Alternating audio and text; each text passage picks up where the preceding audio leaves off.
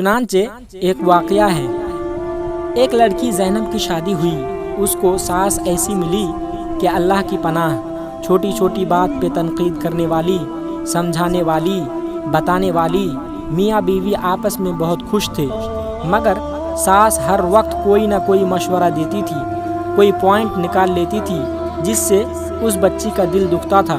چنانچہ 1 سال جب اس نے گزارا تو اس نتیجے پر پہنچی کہ اس ساس کی موجودگی میں میری زندگی کبھی خوش نہیں گزر سکتی، تو اس کے دل میں ایک نفرت آ گئی، ساس کی عناد آ گیا۔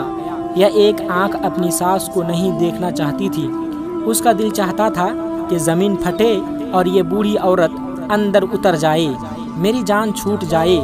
اس سے ایک دن یہ بیمار تھی تو ایک حکیم کے پاس گئی دوائی لینے کے لیے، تو وہاں اس کے دل میں شیطان نے یہ بات ڈالی کہ کیوں نہ حکیم صاحب سے میں کوئی ایسی دوائی لے لوں کہ جس کی وجہ سے میری ساس مر ہی جائے، میری جان چھوٹ جائے۔ چنانچہ اس نے رو دھو کر حکیم کو بتایا کہ میں بہت دکھی ہوں، بہت پریشان ہوں، آپ میری مدد کریں، مجھے کوئی ایسی دوائی دیں جو میں ساس کو کھلاؤں اور میری جان چھوٹ جائے۔ حکیم سمجھدار تھا، اس نے کہا بہت اچھا، میں تمہیں دوائی تو دے دیتا ہوں، لیکن ایک بات ذہن میں رکھنا، اگر ایسی دوائی دی جو فوری اثر کرے تو تمہارے نام لگ جائے گا، تمہارے اوپر لوگ شک کریں گے، تم اس کے قتل کرنے والی بن جاؤ گی۔ اس نے کہا ہاں بات تو ٹھیک ہے۔ حکیم نے کہا کہ میں ایک ایسی دوائی دیتا ہوں جو سلو پوائزن ہے، اس میں 1 سال لگے گا اور 1 سال میں یہ عورت اندر سے اتنی کمزور ہو جائے گی کہ مر ہی جائے گی۔ وہ بہت خوش ہو گئی کہ اچھا آپ ایسی دوائی مجھے دے دیں۔ چنانچہ حکیم نے ایک دوائی ایسی دی اور کہا کہ اس کو وقتاً فوقتاً کھلاتی رہنا، اور 1 سال کا عرصہ ہے، تمہاری جان چھوٹ جائے گی۔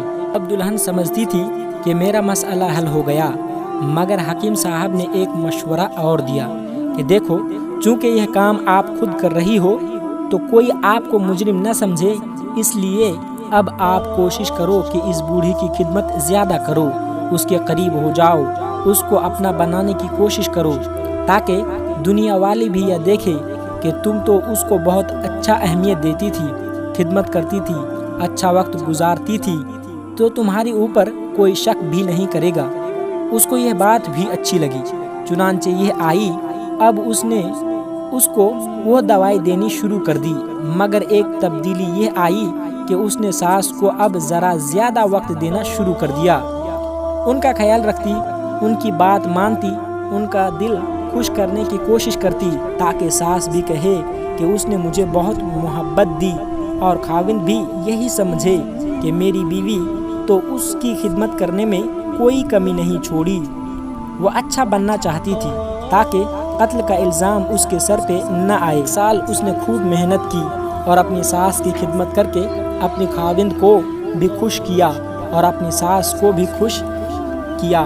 لیکن جب 1 سال گزرنے کے قریب آیا تو جب وہ تنہائی میں بیٹھ کر سوچتی کہ اب میری ساس مر جائے گی، اب اس کے دل کو خوشی کے بجائے غم ہوتا، چونکہ اب قریب ہونے کی وجہ سے اس کے اندر محبت ہو چکی تھی، یعنی بڑھ گئی تھی۔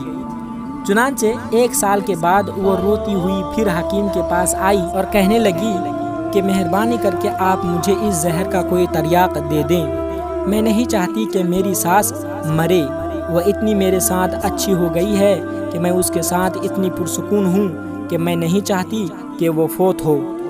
جب اس نے یہ کہا تب حکیم نے بتایا کہ بہت اچھا، میں نے اس کو زہر نہیں دی تھی، ایک عام دوائی دے دی تھی تاکہ تمہارے دل کو تسلی رہے، لیکن میں نے تمہیں جو نصیحت کی تھی، ساس کی خدمت کرو، وقت دو، اس کی بات مانو، اصل تو یہ بنیاد تھی۔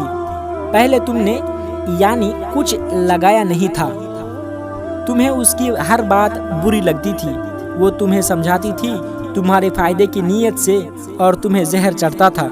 اب جب تم نے اپنے آپ کو سمجھا کر اس کی خدمت کرنی شروع کر دی تو اب تمہارے درمیان محبت ہو گئی۔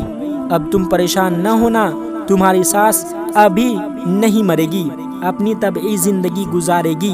اب اس لڑکی کے آنکھوں سے آنسو بھر آئے۔ یہ غم کے آنسو نہیں تھے، یہ خوشی کے آنسو تھے۔ تو سوچئے کہ عورت اگر تھوڑا سا اپنے دل کو صبر دے اور پھر خدمت کرے، محبتیں تقسیم کرے، تو حالات خود بخود ٹھیک ہو جاتے ہیں۔ جو مخالف ہوتے ہیں وہ بھی موافق ہو جاتے ہیں۔ ساس پہلے بھی اچھا چاہتی تھی، سمجھاتی تھی، لیکن یہ حساس بہت کم ہو گئی تھی، بات ہی نہیں سننا چاہتی تھی۔ اب جب اس نے اس کی بات سننی شروع کر دی تو ساس بھی بیٹیوں کی طرح اس سے محبت کرنے لگ گئی۔